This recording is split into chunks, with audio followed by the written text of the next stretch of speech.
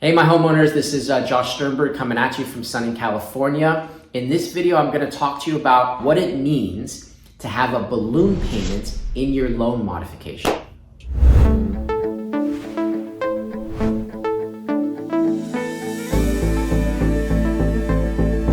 A lot of loan modifications have balloon payment riders. What's a balloon payment rider? A balloon payment rider is bringing to your attention that even though you've been approved for a loan modification, you have a balloon payment. Balloon payment.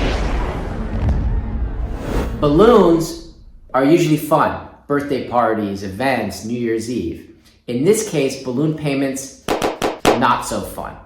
Let's understand why you may have a balloon payment in your loan modification and what you should do about it. The reason you have a balloon payment in your loan modification is because your modified loan is set up in a manner that the full balance of your mortgage will not be paid off when the loan ends. This happens for a couple different reasons. I'll tell you the most common reasons. Common reason number one, your payment on your loan modification is so low that you are simply not paying off your mortgage by the time the mortgage matures or the date of the last payment is due, which is the maturation or maturity date. Another reason could be the amount that you owed the bank. Let's say you were $100,000 in arrears. If that $100,000 is tacked on to the end of the loan, again, your loan balance is so big that your modified payment is not going to pay off the whole loan. What that means technically is you've thrown off your amortization schedule. Let's start with this. When you get a 30-year mortgage, you have 30 years to pay off the mortgage. Even if it's interest only in the beginning, then it converts to principal and interest. You have 30 years to make those final payments. At the last payment, your mortgage should be zero. How many people do that these days?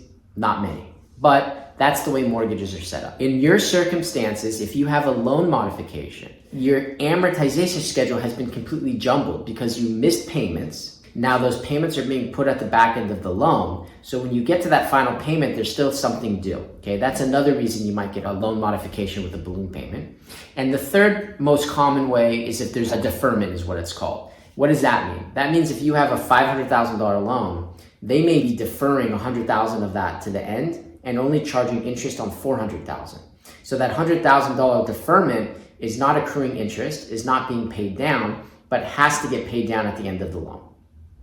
What do I think about balloon payments? Now, first of all, this is not legal advice. If you have this going on, you should speak to an attorney about your specific situation because these situations are very volatile. They come in very different shapes and sizes, and each person's situation is different than the next. But generally speaking, loan modifications are very good at saving homes because without a loan modification, you may lose that home. So in that sense, I oftentimes advise my clients just to suck it up and accept the balloon payment because the balloon payment is really far down the line, maybe 15, 20, 25, even sometimes 30 years down the line. Now, you still have to understand that there's a balloon payment. You still have to understand that at the end of your loan, you may still owe money. But if your goal is to be in the home for another 10 years and then you're going to sell it, when you sell it, you pay off the full loan balance. You don't have to worry about the balloon payment.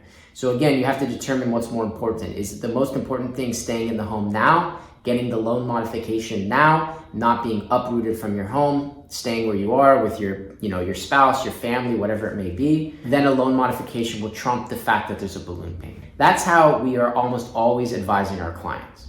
Let's also talk briefly about what that means if there's a balloon payment. How do we deal with it? If you have a 20-year loan after modified, and in the 20th year, or the last payment that's due, you have a balloon payment. When that balloon payment comes due, you have options, right? Because let's say the balloon payment's $100,000, but over 20 years, your house is appreciated up to $1 million. So that means you have a house that's worth $1 million with a balloon payment of $100,000 in 20 years from now. At that time, again, you have options. You can sell, cash out your $900,000 in equity. You can refinance, get a new loan for that $100,000 and then pay off that $100,000.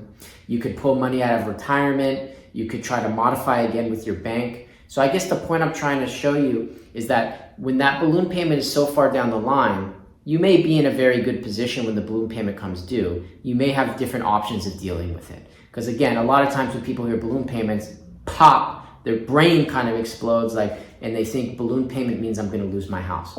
Not all balloon payments are made equal. That's why it's very important to speak to an attorney. If you want to speak to us or speak to me, please contact Joshua Sternberg at Sternberg Law Group. You can also just drop your questions below. We do a very good job of replying. Please subscribe, please like. We hope that this video helps you.